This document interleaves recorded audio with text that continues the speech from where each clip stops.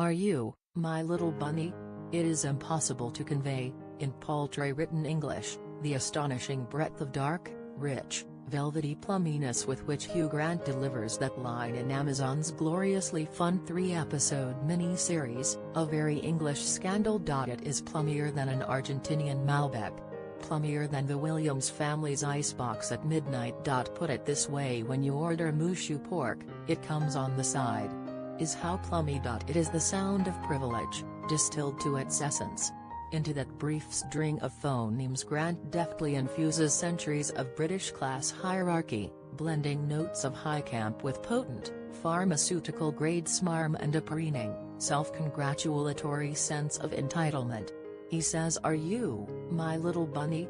But what he means is, "You, little thing, belong to me." The you in question is Ben Whishaw's Norman Scott, a wan and wispy stable boy who's shown up penniless to the Palace of Westminster office of the me in question Grant's significantly older Jeremy Thorpe, a member of Parliament whose career, in the early 1960s, is on the rise. The two men enter into a sexual relationship which, were it discovered, would lead to their arrest, public shaming and, in Thorpe's case, the ignominious end of a career in public service. It gets discovered, of course, eventually.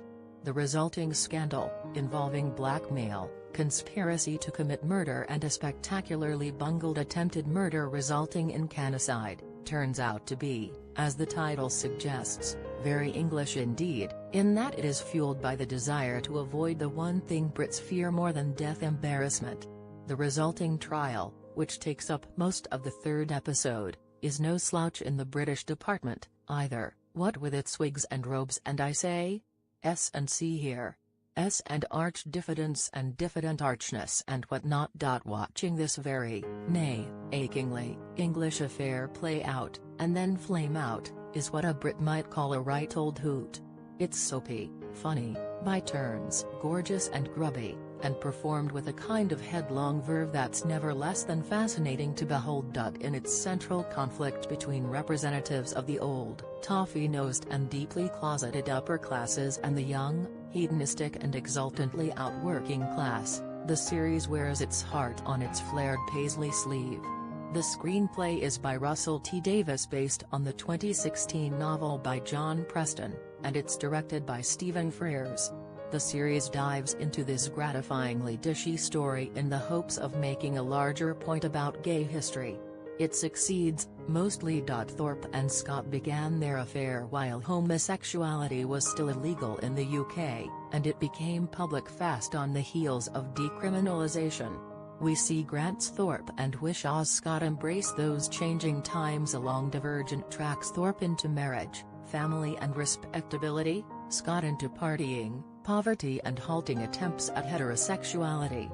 To Davies and Frears, Scott is the hero of the piece, and they place their thumbs on the scale by supplying him plenty of moments, based on trial transcripts along with invented scenes, for him to express his out, loud and proud dignity, while Thorpe goes on stiffly dissembling, and stiffly prevaricating, and stiffly conspiring. That's significant.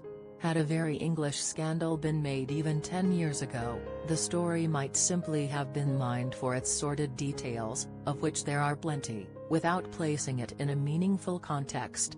But several wonderful actors show up to invest real emotion into scenes about the effect of the closet on themselves and their loved ones. Look out for David Bamber's brief but moving turn as Lord Arran in episode 2. A queer sensibility pervades the series, colors it and ultimately informs it in ways that pay off both in specific scenes and on the whole. One small example that frees Wishaw to queen it up to the heartwarming extent he does here, flouncing about the place in a way that feels as it should, natural and free and unconcerned, not soberly studied or practiced. Not, in other words, actorly. Crucially, while the series sides squarely with his character, it doesn't falsely revere him. He's given the necessary room to be vain and impatient and selfish and whiny, and the result doesn't feel, as it otherwise might, like any kind of statement about the gays, but simply an intimate portrait of this one guy, and his seriously impressive head of hair. For his part, Grant is playing a variation on the aristocratic cat he played in last year's Paddington 2, substituting for that roles of vaudeville